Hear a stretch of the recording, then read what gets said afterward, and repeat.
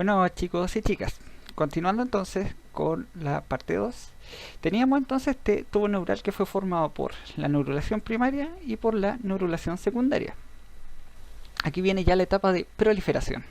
Tenemos que este tubo neural adquiere un fenotipo o unas características de un epitelio pseudoestratificado. Recuerden las clases que vimos en histología.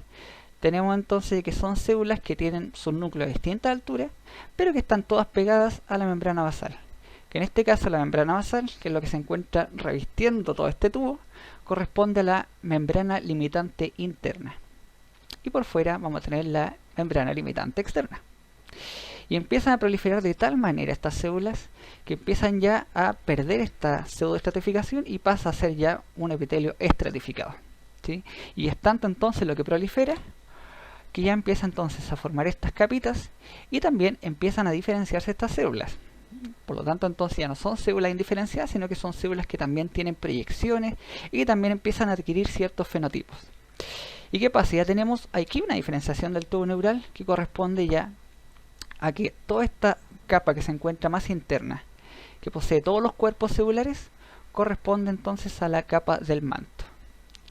Y tenemos una capa que se encuentra al margen, que es lo que llamaremos la capa marginal. ¿Y qué contiene esa capa? Algunas células que se van a diferenciar a glías, pero sobre todo las proyecciones de todas las células que se encuentran aquí en la capa del manto. ¿Sí? Vamos a ir viéndolo en la siguiente imagen.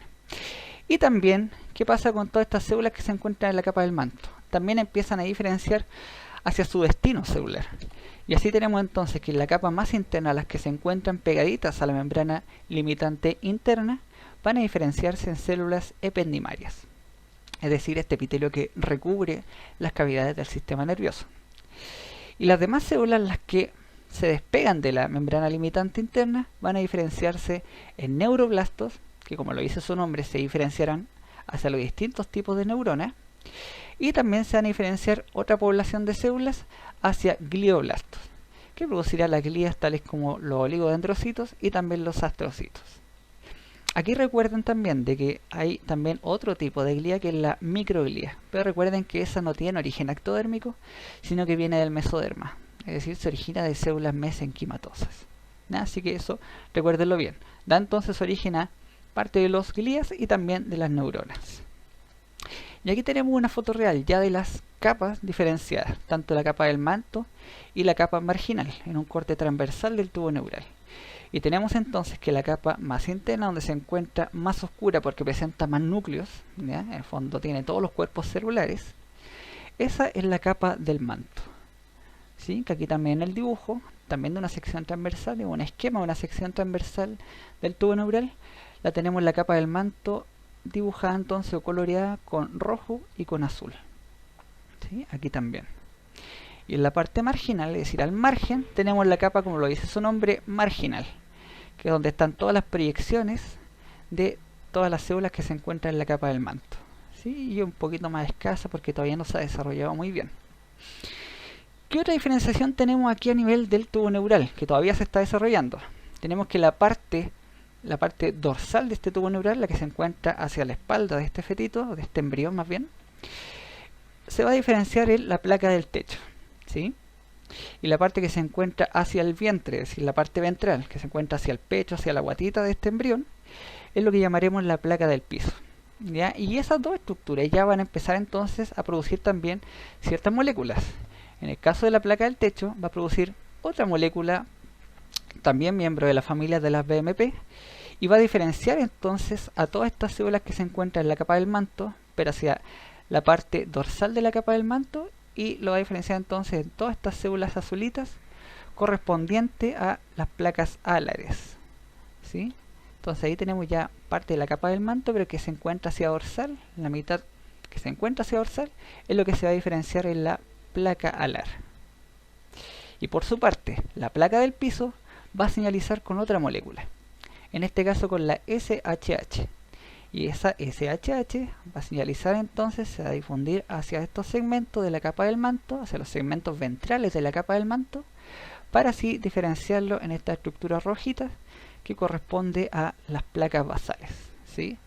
Entonces, gracias a esta diferenciación de la placa del techo y la placa del piso, tenemos así entonces definido un patrón dorso-ventral. Entonces esto mismo que tenemos acá, donde se encuentran aquí todos los cuerpos celulares en la capa del manto, y también tenemos aquí todas las proyecciones en la capa marginal. Posteriormente, cuando este tubo neural pase a ser ya la médula espinal, toda la parte marginal va a formar entonces la sustancia blanca y toda la capa del manto va a formar la sustancia gris. ¿Sí? Y también, como están en el mismo color, recuerde que aquí están las placas salares, ¿ya?, que se encuentran hacia dorsal, y las placas basales en rojo, que se encuentra hacia ventral. Se va a diferenciar entonces en las astas dorsales las placas salares, y por lo tanto ahí es donde van a llegar todas las aferencias sensitivas, ¿ya? Esto es más de fisiología, pero es bueno que lo vayan viendo, ¿sí?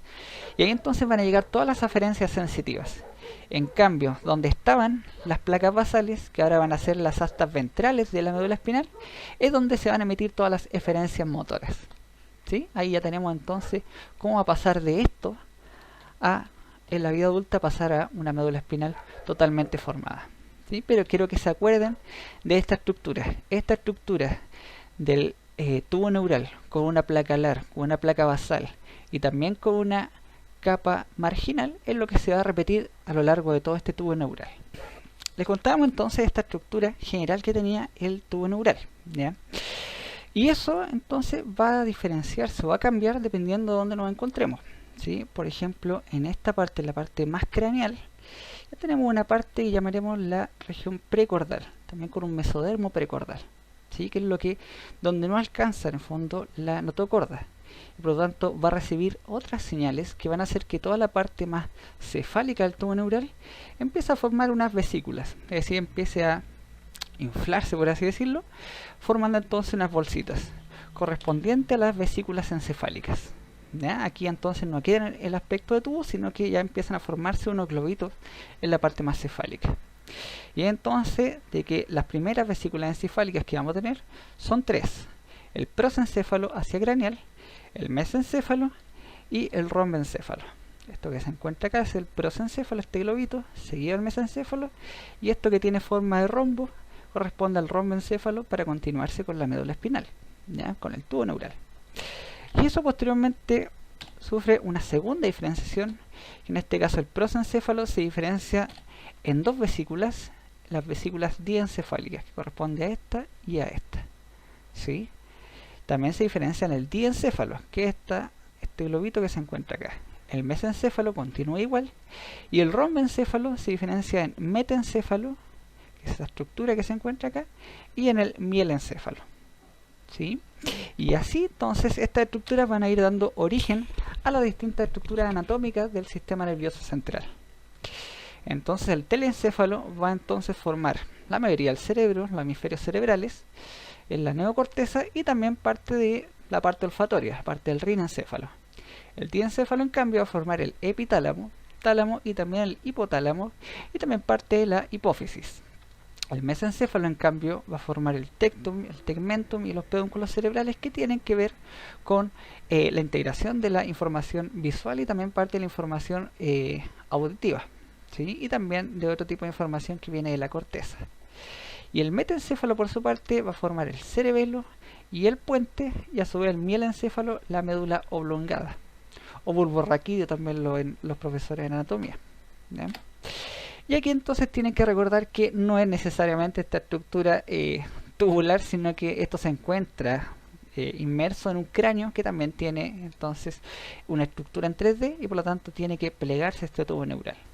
Y ahí tenemos entonces el desarrollo, que es lo que va ocurriendo. Tenemos que a los 4 meses tenemos un cerebro totalmente liso, y a los 6 meses ya empiezan a aparecer algunas fisuras, tales como la ínsula y el surco central. Para ya a los 8 meses ya estar bien formadito, pero sin tanto desarrollo del lóbulo frontal, para posteriormente ya poder diferenciar todos los lóbulos a los 9 meses, ¿ya? Pero sin embargo, ya a los 7 u 8 meses ya podemos ver algunos movimientos fetales y también algunos reflejos, tales como el reflejo de succión, más o menos como a los 5 meses, ¿sí? Aquí también tenemos lo mismo, pero en cortes sagitales, donde aquí se está formando también el cerebro. Todavía no están bien formadas las fisuras, y aquí ya tenemos entonces un predominio de todo lo que son las vesículas telencefálicas, ¿ya? Aquí ya se están formando las cisuras y también comienza a desarrollarse el cuerpo calloso, ya desde los 5 a 6 meses, para estar totalmente desarrollado a los 7 meses, tener entonces esta conexión entre ambos hemisferios. Y otra cosa interesante que ocurre es que todos los neuroblastos que se encuentran en la capa del manto, es decir, en la parte central, empiezan a migrar gracias a estas células que se encuentran acá, que son unas células que sirven, por así decirlo, como un patrón para que puedan así entonces migrar los neuroblastos e ir migrando hacia el exterior, ¿ya?